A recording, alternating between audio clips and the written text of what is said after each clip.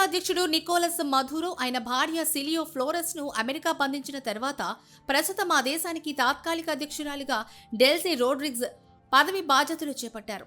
ఇక్కడ వరకు బాగానే ఉన్నా ఇప్పుడు ఒక వార్త అయితే ఇంటర్నెట్ లో బాగా వైరల్ అవుతోంది. అదేంటంటే వెనజులా మాజీ అధ్యక్షులు ప్రస్తుత అధ్యక్షులు అంతా పుట్టపర్తి శ్రీ భగవాన్ శ్రీ సత్యసాయిబాబా భక్తులు కావడం. అవును, మధురోను అమెరికా బంధించిన తర్వాత ఆయన శ్రీ సత్యసాయి బాబాతో దిగిన ఫోటోలు వైరల్ అవుతున్నాయి. అంతేకాదు ప్రస్తుత తాత్కాలిక అధ్యక్షురాలు అయిన డెల్సీ రోడ్రిగ్స్ వీడియోలు కూడా వైరల్ అవుతున్నాయి. అసలు వీరంతా బాబా భక్తులుగా ఎలా మారారు? ఎక్కడో ఉన్న వెనజులాకు పుట్టపర్తికి ఏంటి సంబంధం అనే దానిపై ఇప్పుడు తీవ్ర చర్చ నడుస్తోంది.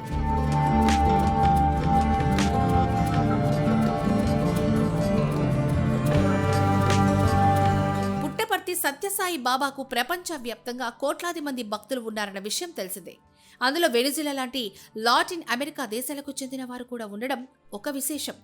ముఖ్యంగా వెనిజులా రాజకీయ నేతలకు సత్యసాయి బాబాకు మధ్య ఉన్న సంబంధం చాలా ఆసక్తికరమైంది.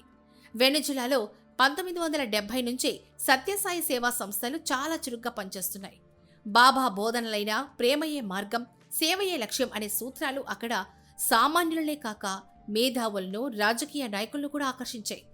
అక్కడ అనేక పాఠశాలలు, సేవా కేంద్రాలు బాబా పేరుతో నడుస్తూ ఉండడం విశేషం. ఇక వెనజులా ప్రస్తుత అధ్యక్షుడు నికోలస్ మధురో, ఆయన భార్య సిలియా ఫ్లోర్స్ ఇద్దరు సత్యసాయి బాబాకు భక్తులే.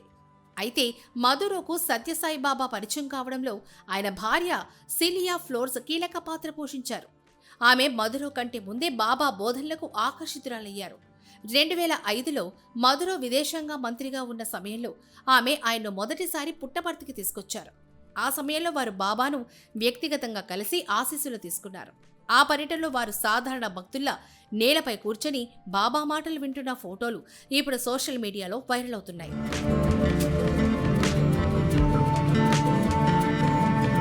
2011లో సత్యసాయిబాబా మరణించినప్పుడు మధురో చొరవతో వెనజులా ప్రభుత్వం అధికారికంగా జాతీయ సంతాప దినాన్ని ప్రకటించింది. ఆ సమయంలో హ్యూగో చావేజ్ అధ్యక్షుడిగా ఉన్నారు. ఇక విదేశీ ఆధ్యాత్మిక గురువు కోసం ఇలాంటి గౌరవం ప్రకటించిన ఏకైక దేశం వెనజులా కావడం విశేషం. ప్రస్తుత వెనజులా తాత్కాలిక అధ్యక్షురాలు డెల్సీ రోడ్రిగ్స్ కూడా బాబాకు గొప్ప భక్తురాలు. ఆమె 2023-2024 సంవత్సరాల్లో పుట్టపర్తిలోని సత్యసాయిబాబా సమాధిని దర్శించుకున్నారు. బాబా బోధనలు తనకెంతో ప్రశాంతతను ఇస్తాయని ఆమె పలుమార్లు చెప్పారు.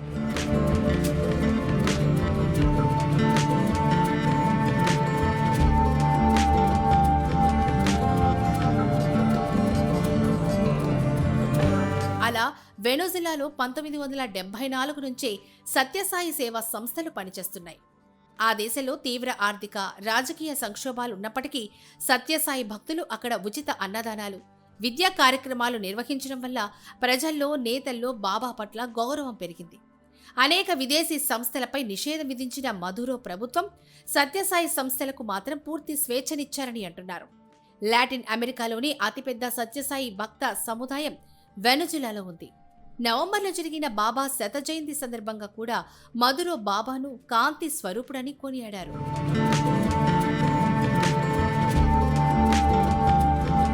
అయితే ఇక్కడ చాలా మందికి వచ్చే డౌట్ ఏంటంటే, ఇంత పెద్ద భక్తుడైన మధురో అమెరికా చెప్పినట్లు డ్రగ్స్ ముఠాలకు సహకరించాడా, డ్రగ్స్ సరఫరా చేశారా అనేది ప్రధాన ప్రశ్న.